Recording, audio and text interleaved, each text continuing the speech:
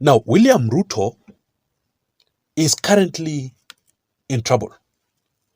And I mean a very, very big trouble. Because it has emerged that William Ruto is being betrayed by Raila Odinga and the ODM party behind the scenes.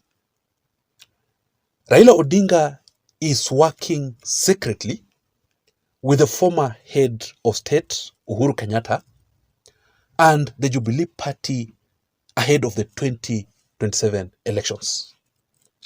That is according to the Star e-paper.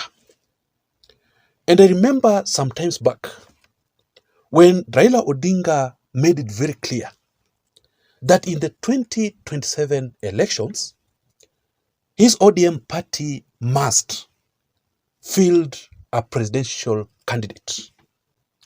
Raila Odinga said that he must run for presidency again in the 2027 elections, despite the political handshake with William Ruto in the broad-based government. Orange Democratic Movement leader Raila Odinga now says the party will field a candidate in the 2027 presidential election, throwing confusion into the partnership with President William Ruto's United Democratic Alliance Party. Kwa hivyo sisi tunasema hatujaingia kwa harusi hii na serikali ili kusaliti wa Kenya. Sisi tumefanya Kenya ni muhimu zaidi kushinda watu binafsi. Wa Kenya mpaka waungane pamoja, wafanye kazi. Wakati uchaguzi ukifika, ODM itakuwa kwa kiwanja. Sio ODM itakuwa kwa kiwanja. And that is exactly what the ODM Party Secretary General, Bwana Edwin Sifuna, has been saying. Sifuna has consistently said that there is no way the ODM party will support William Ruto because Ruto's government is already a sinking ship. That is what Sifuna has been talking about. Now, I want us to go through this particular article here from the Star e-paper. This article says how Raila Odinga's silent game plan, meaning Raila Odinga is doing it secretly, could change the 2027 matrix. Then down there, in that headline, it says former President Uhuru Kenyatta and the Jubilee Party are reportedly behind the push. So this particular article here that I want us to go through is talking about how Uhuru Kenyatta and Raila Odinga have been meeting secretly to plan for the 2027 elections behind William Ruto's back. For the second time now, according to this statement, the former head of state Uhuru Kenyatta and the Jubilee Party wants to make Raila Odinga to be the president of the Republic of Kenya in the 2027 elections. But this time round, Uhuru Kenyatta is doing it out of power, which to me, already that is a red flag. Because let me ask you, and I want you to be honest with me.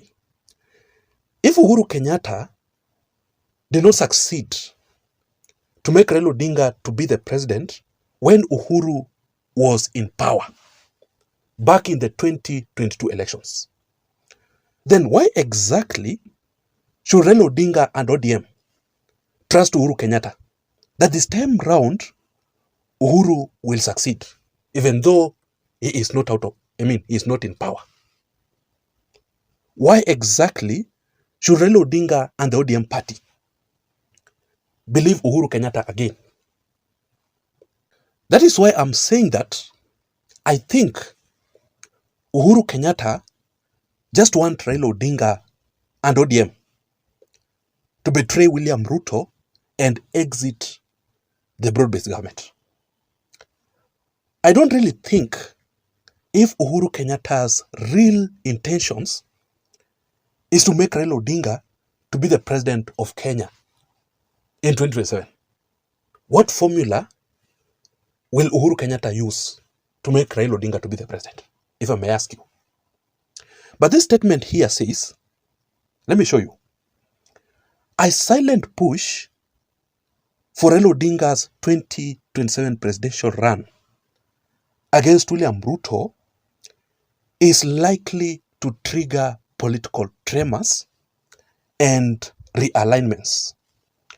While the ODM party leader is yet to go public with his 2027 intentions, there are credible reports that the former Prime Minister is under immense pressure to make a sixth stab at the presidency. Then it says, behind the push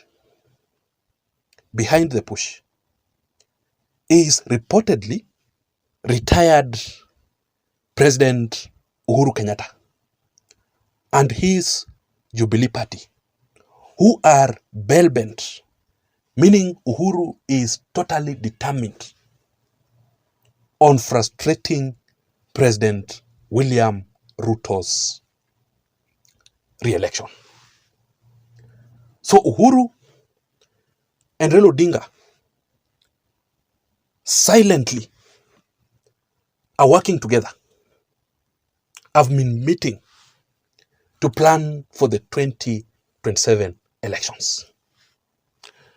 But if Raila Odinga will run for presidency in 2027 elections again, Raila Odinga will still lose the elections, even if Raila Odinga will be supported by the former head of state, Uhuru Kenyatta, again.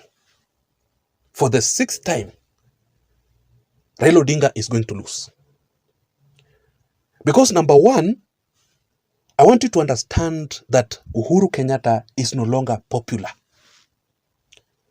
For example, even in the Mount Kenya region, currently, the former DP, Rigathi Gachagua, ndio kusema, Rigathi is popular in the Mount Kenya region than the former head of state, Uhuru Kenyatta. So between Uhuru and Rigathi ndio kusema. What does this mean? It simply means that Uhuru Kenyatta will not deliver much votes to Raila Odinga from the Mount Kenya region. And don't you forget how the Kikuyus cannot support Raila Odinga again. Especially after Raila Odinga joined William Ruto to impeach their son, the former DP Rigathi Gachagua. Rigathi was impeached because of the collaboration between Raila and William Ruto, ODM and UDA. Do you really think that the Kikuyus will vote to support Raila Odinga after that betrayal? Of course, no. Totally no. That's why I'm saying that Uhuru's plans with Raila Odinga will simply fail. It is better for Raila Odinga to stick with William Ruto in the broad-based government. Number two, even Raila Odinga himself is no longer that popular. Like the way Raila Odinga was popular in 2022, in the previous elections. Raila Odinga's popularity is decreasing. Even in the Luo Nyanza region, where Raila Odinga comes from, there are young leaders like Babu Owino, who are currently taking over from Raila Odinga. Babu Owino is slowly overtaking Raila Odinga in the Luo Nyanza region. The only problem is that Raila Odinga has not officially retired. And another thing is that Babu Owino is showing respect to to Raila Odinga. He does not want to compete with Raila Odinga directly in the Luo Nyanza region because of respect. Only respect. Otherwise, if Babu Owino goes to the Luo Nyanza region, and conduct political rallies in the Nyanza region against Raila Odinga, trust me, Babu Owino atakubalika sana, especially with the younger generation, the Gen Zs, because of his age, right? And number 3, Raila Odinga will lose because of Raila Odinga's retirement. When we get to the 2027 elections, by that time, Raila Odinga will be 82 years old. Then to rule for another 5 years, if he becomes the president, Raila will be 87. It is better if Raila Odinga officially retires while in Ruto's government. That is better, right? So Raila Odinga will still lose because I don't really think if the Gen Zs are willing to vote for Raila Odinga in 2027 again. Not even just the Gen Zs, even the millennials. The people who have been voting for Raila Odinga for quite a very long time. But Raila Odinga is still losing. They are not willing to support Raila Odinga again. I don't really think. Ladies and gentlemen, I want to know your opinion in the comment section down below. The question is very simple. Do you think that it is time for Raila Odinga and ODM party to betray William Ruto and exit the broad-based government so that Raila Odinga can run for presidency in 2027? And do you think that Raila Odinga will win this time round in 2027, even if he is supported by the former head of state, Uhuru-Raila Kenyatta?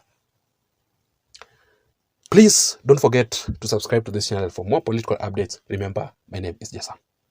I'm out. See you in my next video analysis. Thank you.